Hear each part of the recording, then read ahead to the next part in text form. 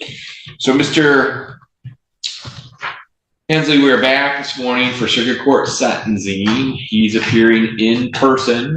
We did try to start this earlier with him remote at the jail. It just made more sense for the court to have him present where we're not trying to talk through.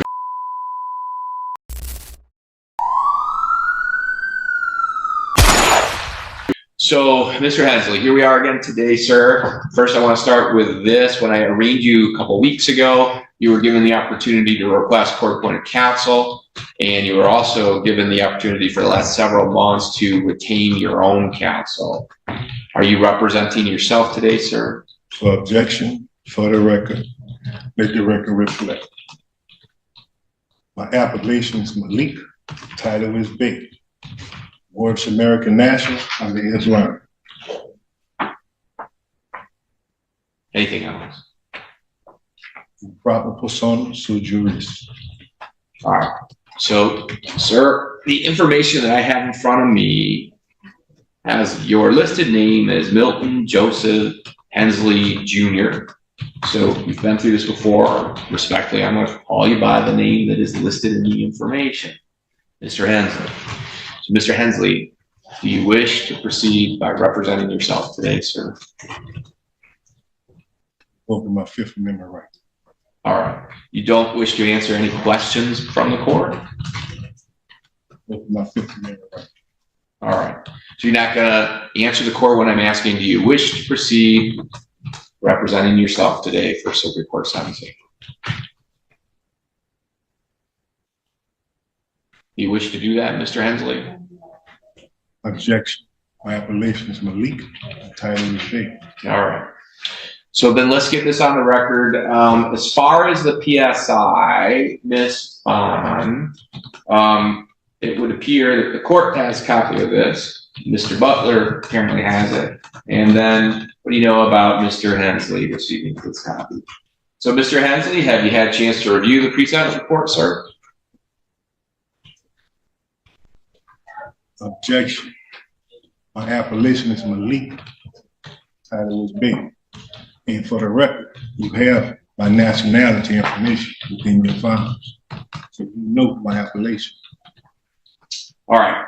So when was our PSI completed, Ms. Bond? Looks like 2/29 of 04. Yes. Cut it, reviewed it. And so after the review, that would have went out to all the parties sometime in March. So I also want the record to reflect, I've seen Mr. Hensley several times as it relates to sentencing. He had been appearing for all of his court appearances. He had been cooperating with the court as it relates to expressing his desire to represent himself in these proceedings. He's never wavered from that, which is why the court is inquiring again today. I recognize that sentencing is an important part of the circuit court process. It's certainly a hearing, if you will, that would require and entitle, I should say, the defendant to the assistance of an attorney, which is why I'm asking.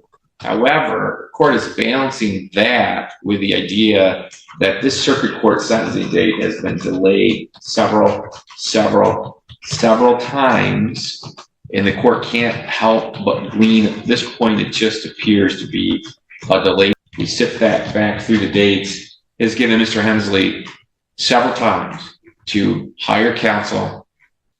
He expressed that interest. Again, it appears in hindsight that it's simply a delay tactic. Court has given Mr. Hensley several times, actually not even with the sentence that the court's required to give here in a moment, keeping him out on bond to do those things, explore counsel. Even after being arrested on the warrant when he failed to appear, the court also gave him the opportunity again to request court-appointed counsel. In fact, the public defender's office appeared at his arraignment. Mr. Hensley Bays had the ability to fill out the affidavit and request counsel. Here this morning, and in response to the court's questioning, he does not appear interested in answering the court's questioning. Again, it appears to be a delay tactic. I am comfortable that the pre-sentence report has been provided months ago to Mr. Hensley. I am comfortable Mr. Hensley has given the been given ample opportunity either to retain counsel, to ask a court-appointed counsel. And therefore, the court's going to proceed with sentencing today. I can't continue to allow this delay of the matter in what appears to simply be at this point, series of incidents and responses, or lack thereof of responses, simply to delay the matter. I know Mr. Hensley's been engaged with this. We have several filings that are not court filings that he has continued to send to the clerk's office, some of which he has referenced, none of which have anything to do with the case and or the court's requirement to get him sentenced now that he has been convicted several months ago of these crimes. So what I'm going to do is I'm going to start with then Mr. Buckler. As it relates to the PSI, are you aware of any corrections, additions, or deletions that need to be made with it other than what we've already placed on the record with probation? I would just ask the court to take a look at offense variable 4 regarding psychological injury to the victim. We did receive a victim impact statement. It looks like it came from Robert Siegel, who was the male occupant of the vehicle. In this case, the victim. We received that just this morning, about 2 hours ago. So I could read that. I do believe it references facts to validate scoring for week 4. All right. So why don't you read that? Rob Siegel, that's S-I-E-G-E-L. He says, I do have things to say to the judge and the proceedings that I would like to be read during the sentencing below. Your Honor, I apologize for not being here in person today, but I could not find the time again to keep seeing this through. The amount of stress and anxiety Mr. Hensley has caused my family is downright disgusting and infuriating. Pull a gun on a family driving down the highway for nothing more than getting out of his way, not getting out of his way fast enough is obscene.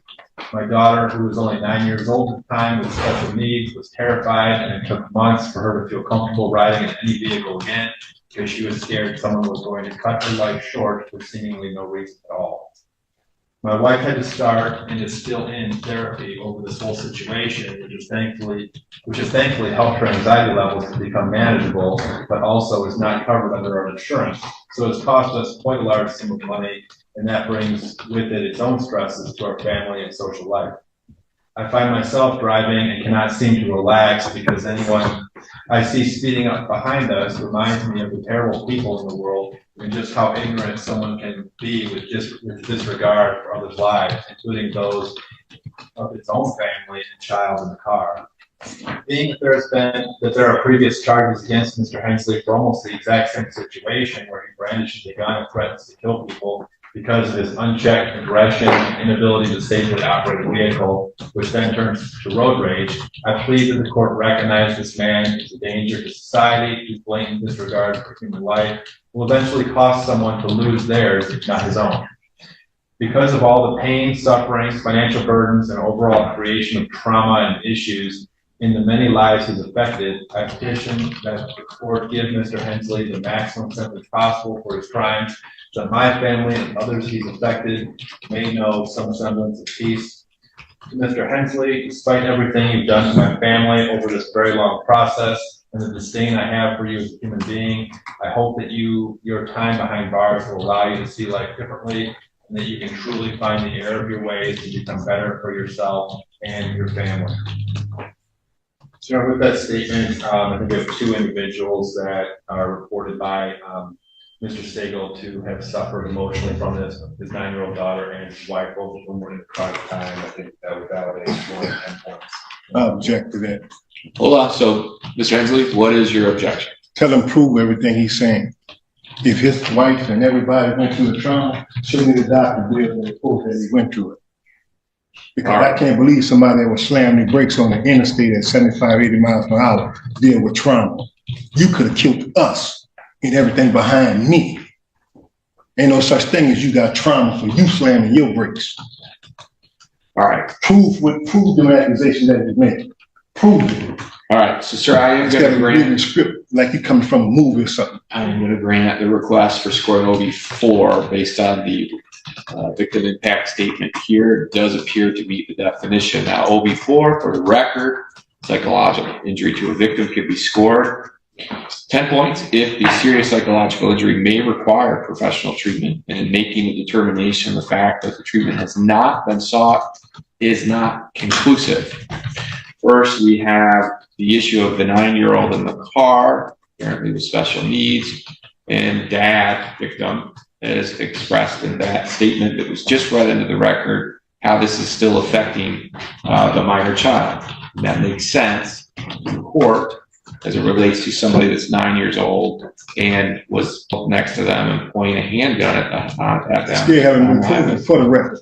Mr. Hensley, you've been convicted of that, sir, by the court. We're gonna have all day. We will have all day. So please let me finish, and then I certainly will give you the opportunity to address the court before sentencing. And then also, pursuant to the statement that was just read into the record from the wife, who also was in the car, according to the testimony at the trial, she is not only suffering from the effects of this, has sought treatment and continues to seek treatment, which is in line with the OV scoring guidelines that professional treatment may be required, in fact has been, and is still being engaged. So we'll score 10 points for OV4. So that will change our total OVs to 35. And does that change the level? Good, Your Honor, changes it to a level 4. And so a C4 cell is going to be 5 to 23. All right. Any other additions, corrections, or deletions from the people? No, nothing from the people, and no, nothing else from the people. So you've read the statement into the record, then nothing else from victims? That's correct, Your Honor. And then anything on behalf of then the people? Your Honor, the recommendation on the 0 to 17 guideline range is 12 months on count 1 and 2, and 2 years on count 3 preceding the count 2 sentence. The people did initially support that, but with the change in the sentencing guideline range, obviously this does open up, Your Honor, to more opportunity for incarceration if you so choose, and we would leave that at discretion. But otherwise, we ask that you at least follow the recommendation as intended by Henry. All right. So, Mr. Hensley, I'm going to give you the opportunity before I ask you to address the court for sentencing. Do you have any additions, corrections, or deletions as it relates to the pre-sentence report? Yeah, I can say. Do you have any additions, corrections, or deletions? All those accusations are false, and none of them have been proven. Okay. Not one. And he talked with this story. As it relates to this report, do you have any I don't have additions, no report. corrections, or deletions? Excuse me? No, I don't have a report. All right. So, as it relates to sentencing, is there anything that you want to state to the court before a sentence is imposed? You know, I have my medical information. You know, I have stage 3 cancer. You know, I have head trauma. You know, I have neck and back injury and something with a drop foot. For the record. Anything else then, Mr. All right. So Mr. Hensley has provided, it is accurate, information regarding different medical issues that he has, that he is suffering and is suffering today, as a matter of fact. However, as the court sat through this trial, it's clear to the court that what Mr. Hensley was engaged in is troubling.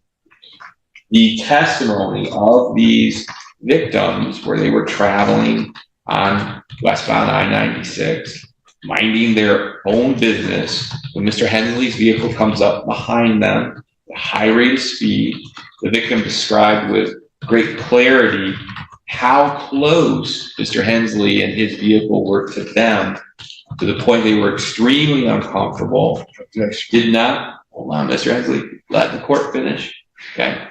To the point that they thought they were going to be struck. The victim, I recall, describing being unable to even see the front of Mr. Hensley's vehicle. That's how close it was, meaning the grill, headlights. I recall the testimony. And that they immediately got over. The victim then went on to describe that Mr. Hensley pulled up next to them and pointed a handgun in this manner, of course, pointing over to the right, and directly at these individuals. The victim described how he reached back, sort of to shield his family, and that they were getting down as best they could. Now, all of that, I think, is certainly actions that would cause the victims here to feel their life was in danger if somebody points a gun at them.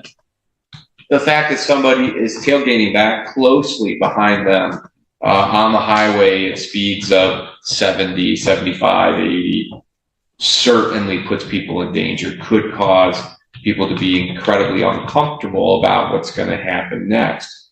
But it's a long way, Mr. Hensley, the court saying, having sat through the trial, you create the situation by driving in a manner that makes these folks uncomfortable, by coming up on them at a high rate of speed and following them that closely. Objection, man. Mr. Hensley. I drive a BMW. Anybody with an autopilot vehicle, you know for a fact he won't do that. Right. That's a fact. So, Mr. Hensley. Not what he giving you on out of his mouth. A fact. An automobile will not get up on nobody automatically with jam brakes. I told you BMW does that. The trial is over. You had an opportunity to cross-examine those witnesses. I did that, and you deleted everything I said. Now, court and you heard everything that they said was a lie. So now, and you know it was a lie. Let the court finish. All right. So the testimony was as the court has described, and there is no doubt that all of those actions Mr. Hensley is responsible for. That's the ironic part of it. He creates the situation that causes discomfort for these drivers, and then he's the individual that introduces a gun to the situation. The court heard 404B evidence that was remarkably similar, where Mr. Hensley is right on the bumper of a young lady, Grand Rapids, Kent County area, and then when she is very uncomfortable and pulls over and stops, Mr. Hensley again introduces a gun, pointing it at that individual. Now, I mention this because I'm not using that as it relates to a sentencing issue. I'm using that, and that it's clear Mr. Hensley drives in a manner that endangers other people, that causes them to report his activity to other people, and then when they attempt to evade, if you will, what Mr. Hensley has caused, then he introduces a gun to the situation. Now, Mr. Hensley, I don't have to tell you that it's fairly obvious that in today's world, right, today's world of shall issue CPLs, that even if you believe that somehow you're justified in displaying a weapon, and for the record, there's nothing in this trial, nothing this court heard with the 404B evidence or the incident at hand here that we're sentencing you on that would suggest that in any way, shape, or form that you were not responsible, that you had any legal justification to introduce a weapon to it. But even assuming in your own mind that you were, what happens with that in today's world is they would have a very easy avenue to articulate, I felt in fear for my life or great bodily harm, and assuming they were lawfully carrying a gun, could take action, shoot you, in other words. And I can remember just in little Ione County, an incident that occurred just a few blocks from here, in which an individual was tailgating a lawful CPL holder going right down Steel Street over here. And so that is over, pulled into the car wash to get away from this guy. And the guy behind him pulls right in behind him, much like in the 404B evidence I heard with you.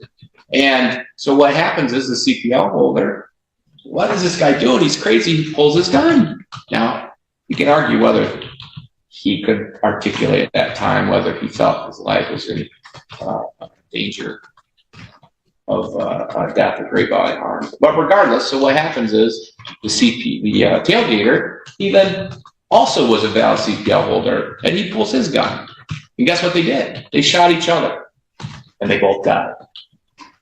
The ironic thing is maybe it's the one time that a government program worked 100%, because to get a valid CPL, you have to take this course, do all those things, and part of that is shooting your gun 15 times or something. I can't remember. I worked on my own call. I knew about the CPL. Yeah, well, my point is, so they both hit their mark, and they're dead. And it's started from something just like this. And so my point in demonstrating the story to you, retelling the story is, when you engage in this kind of behavior, it puts your own life at risk. Put your own life at risk. And that you are lucky that hasn't occurred to you, but you certainly have frightened the heck out of people with what I heard in this trial. You certainly were in the wrong, and you're not a valid CPL holder. That's the other problem. Because I don't need it. All right, well, I recognize you think that you have some fundamental rights that I'm not aware of found either in state or federal constitution, and you certainly can take those up on review, right? I'm already in Western District Court already. So that's fine. Okay. You can appeal anything that you'd like, any reason you think you have a valid appeal, but they're simply not found in state or federal constitution. And so here we are today. So that's how we end up with a carrying a concealed weapon, felonious assault, felony firearm. And what the court likes to do, Mr. Hensley, as I'm reviewing this, I will say this, I'm weighing positively in a positive manner here. You stand before the court at age 50, you don't have any prior criminal history. Exactly. Which is somewhat remarkable when I heard about the 404B evidence. So exactly. I don't know how that didn't result in some sort of crime, but it didn't. And I'm recognizing that, and I'm going to recognize that in the sentence I'm going to impose here in a minute. We do have the sentencing guideline now, which is 5 to 23 months. Court likes to think about the middle. The middle of 5 to 23 is going to be 14. And I also want to recognize that you don't have any prior criminal history, and that I will also recognize until lately that you've been cooperative with the court. You showed up to court, that you, as far as I could tell, did your very best to represent yourself, and were adamant about doing so and took this matter seriously. All of those things, I think, are things the court can weigh that are positive to you. The negative, though, sir, is the outcome of this is your actions and one causing this and then making it worse with introducing the gun and pointing it at this family on the date in question. Can they prove that? They did prove that. No, Beyond a reasonable doubt at trial. Not. I recognize you disagree with that. Because you had asked the court to decide it, photos, and you the had court video, decided it. you had somebody mouth. Those are all evidentiary issues that you, again, can explore on appellate review, sir. You're welcome to do that. Yes. All right. So as it relates to the carrying a concealed weapon. All right, so carrying a concealed weapon is count or charge number 1. Court's going to impose a sentence of 12 months to 5 years. That's under the minimum guideline range of, or the middle, I should say, of what the court was looking at 14 months. So it'll be 1 year to 5 years with the Michigan Department of Corrections, and you do have credit now for 14 days that you have previously served. As it relates to the felonious assault, now this would be charge number 2. The court's going to impose a sentence of 1 year with the Michigan Department of Corrections to the statutory max of 4 years. You will receive credit for 14 days that you have previously served. And then as it relates to count 3, this is the felony firearm. The court is required, Mr. Hensley, to impose a sentence of 2 years with the Michigan Department of Corrections. And then counts 1 and 2 that I mentioned earlier with each other, but this count 3 by statute is required to be served consecutive with and preceding these other 2 counts. So 2 years with the Michigan Department of Corrections. As it relates to the monetary obligations, Mr. Hensley, the court is required by statute to impose $130 as a crime victim rights assessment. Court's going to impose court costs in the amount of $1,500. There'll be a $60 DNA testing fee, and then required by statute are these state costs in the amount of $68 on count 1, $68 on 2, and $68 on 3. All right, so Mr. Hensley, you do have a right and this is something you're interested in, you've expressed that interest, to seek appellate review of the sentence the court has imposed. If you'd like to do that, you have 21 days from today's date to make that request. You have the appellate paperwork there. Right in front of him along with the pen. All right. He's already in the district court. You want the case number? So hold on. So you have 21 days from today's date to make that request. All right. If you want to ask for a court-appointed attorney as it relates to this appellate review, you have a broader window of 42 days to make that request. Okay. Because you were convicted at trial, you have an automatic right to seek this review, meaning that if you ask for that review, then the appellate court will have to take a look at it. All right. So if you can, then there's a pen there. I need you to sign. There's 2 copies of that. One for you to keep, the other one for you to initial and date that you've received it. So if you could do that for me, sir, it's right there on the podium.